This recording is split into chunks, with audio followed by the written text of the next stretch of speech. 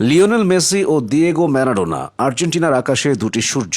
দুজনে আর্জেন্টিনাকে দু হাত ভরে দিয়েছেন, জিতেছেন দুইটি বিশ্বকাপ। মেসি আর ম্যারাডোনার ভেতর তুলনার কিছু নেই, তবে উপভোগের জন্য অনেক কিছুই আছে। তারা দুজন দুটি ভিন্ন সময়ের খেলোয়াড়, তবে মেসি ম্যারাডোনার অনেক কিছুই মিলে যায়, আবার অনেক কিছুই মুদ্রার উল্টো পিঠের মতো বিপরীতে অবস্থান করে। দীর্ঘ ফুটবল ক্যারিয়ারে ম্যারাডোনার অর্জনের শেষ নেই। লিওনেল মেসির অর্জনের তালিকাও বেশ লম্বা। ম্যারাডোনা আর্জেন্টিনাকে একাই জিতিয়েছিলেন 1986 সালের বিশ্বকাপ। 2022 কাতার বিশ্বকাপে মেসির নৈপুণ্যে বিশ্বকাপ জিতেছে আর্জেন্টিনা। মেসি ম্যারাডোনা দুজনই দেশ ও ক্লাবের জার্সিতে ফুটবল অঙ্গন রাঙিয়েছেন। অসাধারণ সব ড্রিবল, ধ্রুপদী শট, মুগ্ধতা ছড়ানো বল পায়ের নিখুঁত রসায়নে মেসি ম্যারাডোনা যেন অনন্য, অসাধারণ, অভাবনীয়। 1976 সালের 20 অক্টোবর নিজের 16তম জন্মদিনের 10 দিন আগে আর্জেন্টিনা জুনিয়র্সের হয়ে অভিষেক হয় ম্যারাডোনার। 1977 সালের 27 ফেব্রুয়ারি আর্জেন্টিনার সর্বকনিষ্ঠ খেলোয়াড় হিসেবে হাঙ্গেরির বিরুদ্ধে মাঠে নামেন।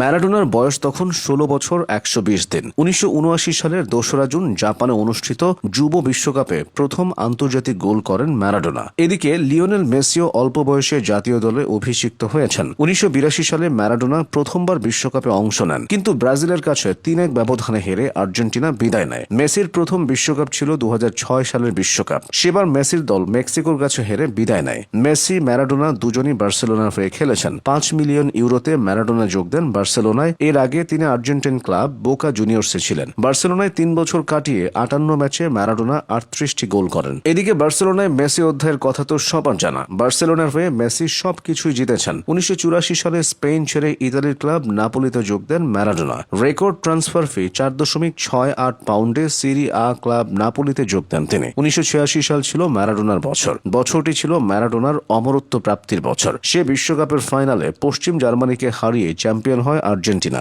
86 বিশ্বকাপে তিনি আর্জেন্টিনার অধিনায়ক ছিলেন। বিশ্বকাপ জুড়েই ছিল ম্যারাডোনার আধিপত্য। নিজে 5টি গোল করেন এবং সতীর্থদের দিয়ে করান আরও 5টি। ম্যারাডোনার মতো বার্সা ছাড়ার পরে লিওনেল মেসিও বিশ্বকাপের দেখা পান। ম্যারাডোনা গিয়েছিলেন নাপোলিতে, মেসি যোগ দেন পিএসজিতে। পার্থক্য শুধু এতটুকুই, 86 বিশ্বকাপের কোয়ার্টার ফাইনালে ইংল্যান্ডের বিপক্ষে ম্যারাডোনা জোড়া গোল করেছিলেন। দুইটি গোলই ভিন্ন কারণে আজও সমাদৃত। দ্বিতীয়ার্ধের 51 মিনিটে ম্যারাডোনা হাত দিয়ে গোল করে দলকে এগিয়ে নেন। পরবর্তীতে এই গোলের নাম দেয়া হয় দ্য হ্যান্ড অফ গড। 2005 সালের 22 আগস্ট একটি টেলিভিশন শোতে ম্যারাডোনা স্বীকার করেন গোলটি তিনি ইচ্ছাকৃতভাবেই হাত দিয়ে করেছিলেন। তার মাথা বল স্পর্শ করেনি এবং সে মুহূর্তে তিনি জানতেন গোলটি অবৈধ। হাত দিয়ে গোল করার 4 মিনিট পর ম্যারাডোনা দ্বিতীয় গোলটি করেন। মাঠের অর্ধেকেরও বেশি দৌড়ে 5 ইংলিশ ডিফেন্ডারকে কাটিয়ে করা গোলটি বিশ্বকাপ ইতিহাসের সেরা গোল হিসেবে বিবেচিত হয়। কাতার বিশ্বকাপে মেসিও কিছুটা বিতর্কিত ছিলেন। পেনাল্টি নিয়ে মেসি অল্প বিস্তর সমালোচিত হয়েছেন, তবে উত্তেজনায় ঠাসা ফাইনালের পরে সব বিতর্ক আড়ালে চলে গেছে।